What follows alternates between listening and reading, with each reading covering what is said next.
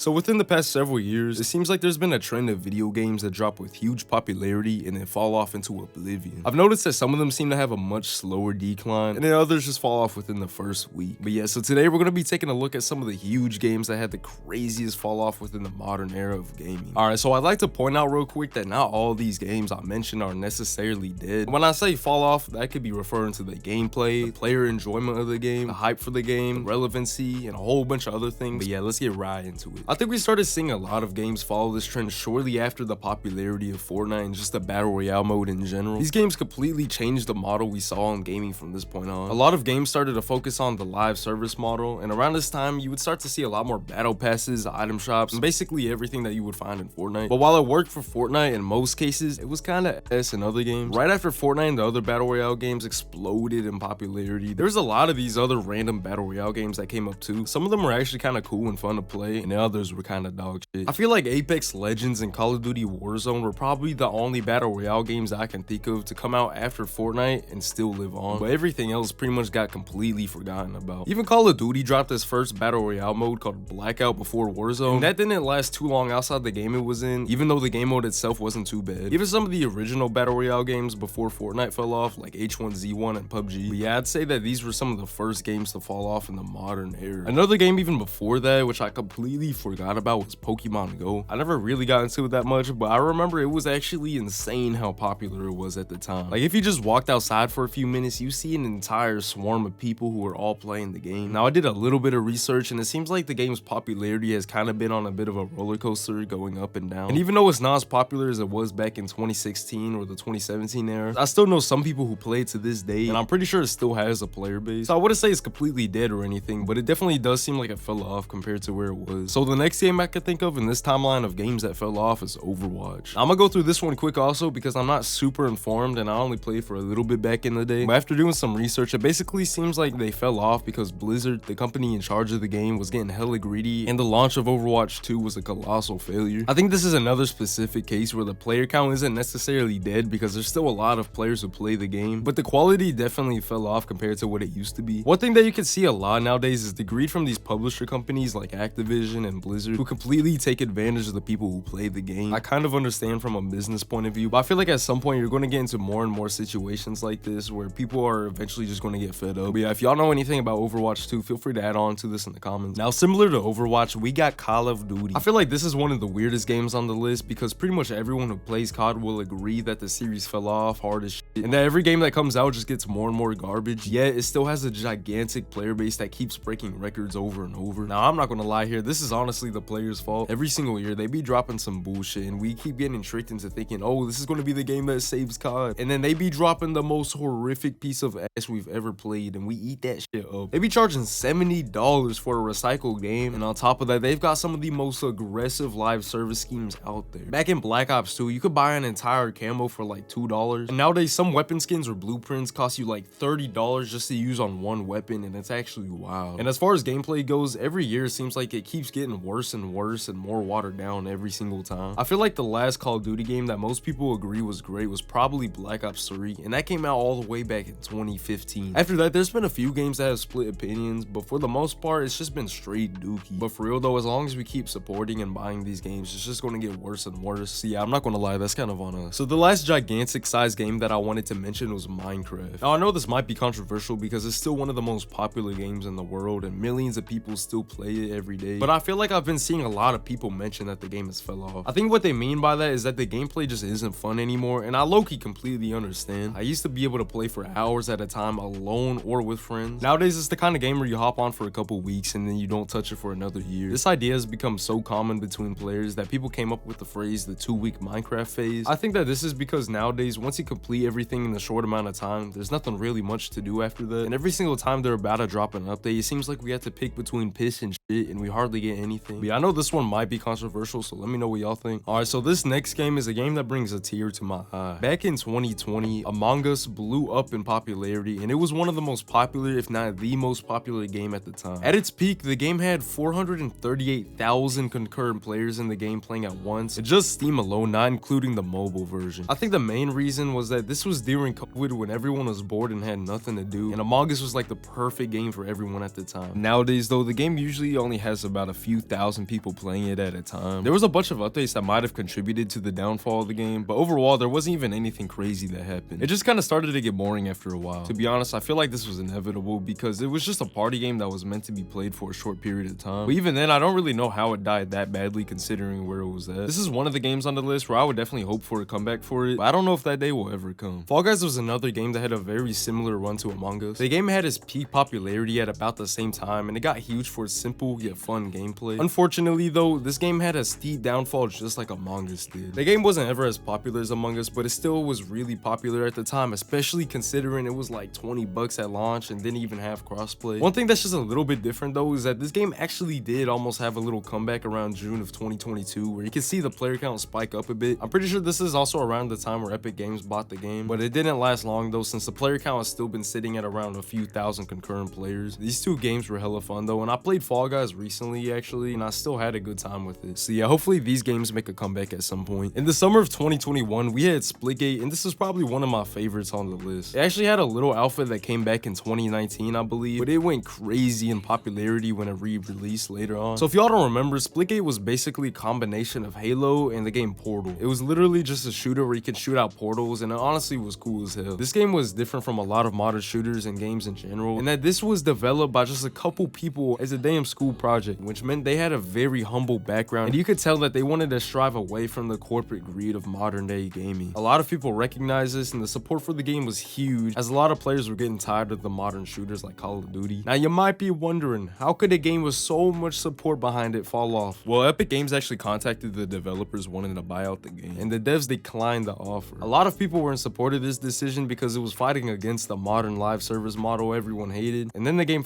died immediately, so yeah, that was pretty much the end of that. There was a couple updates, and they even added a level builder type thing, which was pretty cool, but nothing saved it at the end. At some point, they just decided to quit developing further updates, and the servers are still live to this day, but there's only a couple hundred people who play at a time. They mentioned that they were working on a new game, but I don't think we've heard anything about it since. It actually makes me sad thinking about how hard this game fell off, because this game was actually one of the more fun games on the list, and it had a lot of potential. But yeah, that was Splitgate. One of the last games I wanted to mention before some of the more recent ones is Multiverses. This game was a fighting game that was going to be the Smash Bros killer back in 2022. Now I don't know how they fumbled on this shit, because this game had access to basically every character under Warner Brothers. I mean, they had Shaggy, Tom and Jerry, Finn and Jake from Adventure Time, Batman, LeBron James. This game peaked at over 150,000 concurrent players, and now it averages less than 100 players at a time. I couldn't tell you exactly why this game didn't stick, but a lot of people complained about lag and lack of content after the game dropped, like rank play for example. I don't know, honestly don't think anything could have saved this game though. I'm not sure, but this game just fell so badly. I'm not super into fighting games because I'm straight ass low-key, but I figured I'd throw this one in. And now finally, we got some of the more recent games that fell off, and there's actually been several as of lately for whatever reason, and I feel like this might be where it starts to get really controversial. So starting out, we got the new Fortnite modes that just came out, like Lego mode, Rocket Racing, and Fortnite Festival. Mainly I'm talking about Lego mode because it seems like they were really trying to get it to be a really big thing, and they actually were very successful with it at first. If you're not into the loop already, basically the Lego mode is Fortnite's own take on a survival game, and they made it with a bunch of Lego stuff. It actually passed even the regular Battle Royale mode's player count with over 2.4 million players just playing the Lego mode, while there was only 865,000 people playing the regular Battle Royale mode. This was wild considering it was just a new mode inside of the game, but they were treating it as if it was an entirely new game. One reason I mention this is because they created a whole set of social media just for this mode, which indicates to me that they were planning for this to be a long-term success. It's still not dead by any means, but as of now, the player count for Lego Fortnite averages under 100k players, while the other modes are even way lower. I feel like this is kind of interesting because the Lego mode had a really positive reception, so it's kind of surprising to me that they're not doing more for it. I feel like it just kind of suffered the survival game curse of being fun for a couple weeks and then getting boring after a while. One thing I noticed when I played is that after you get some of the better tools and reach the max village level, there wasn't really much to do, so there wasn't a point of playing anymore. Now the last two games I want to talk about are Lethal Company and Power World. Now I know these are going to be controversial, so let me explain. So these games both dropped within the past few months, and they hit crazy peak player count. So starting out with Lethal Company, this was a game made by one dude, which hit a peak of 239,000 concurrent players at the same time. Now this game might have low-key been one of the funnest games I've played within the past few years. It hit the perfect spot of mixing horror and comedic gameplay together, which was perfect for viral growth within the content creation space. I'd say most people, including myself, probably heard about this game through a funny TikTok clip, not even knowing what the game was about. Power World also dropped right after, and it sold over 25 1.5 million units and reached a peak player count of 2.1 million players on Steam alone. Now, even though these games were both loved by their player base for the most part, especially Lethal Company, they both had a really steep fall off in player counts, losing most of their player base within the first month or so. Now, I wouldn't consider these games to be dead at all because they both still have a respectable player base, but I still feel like it says a lot about the modern era of gaming. The majority of games that I mentioned all had a fall off for a similar reason, and that's because they weren't prepared for the near future of their own games. Even though these games were well received by millions of people even at launch, pretty much all the games failed to maintain the attention of their player base. You see, I feel like the problem isn't 100% on them even. A huge part of the issue is that nowadays we're kind of all a bunch of cocoa melons and have the attention span of a fly. On top of this, the modern age of gaming allows us to have so many options to play, which can make it difficult to stick to a game for as long as we used to. Even though this is kind of our fault partially, I feel like if these games want to keep up with their player base, they need to start adapting more. So many of these games drop and become a huge success right off the rip, and then they're completely dry for several months and they lose everything. Obviously, the game being dry is going to drive their player base away, and most of these games won't be able to recover from that. I remember when Apex Legends came out, it was a huge success when they dropped, but one of the reasons I think they were able to stick, unlike most other battle royales, is that they planned way ahead of launch. Pretty much as soon as the game came out, they already released a roadmap for what was going to happen in the future of the game. I think that if new games want to succeed past their launch, they need to start having content ready not just for the launch, but also for the months following the release. The goal of this video isn't to shit on y'all's favorite game, but mostly one, just to entertain y'all, and also just to explain my thoughts on the current state of gaming. We just passed 1,000 subs at the time of making this video, and I can't express enough how much I appreciate it. I also got a new Discord server that I'll pin in the comment section if y'all want to join. But yeah, if y'all enjoyed the video, feel free to drop a like and sub, and yeah, peace.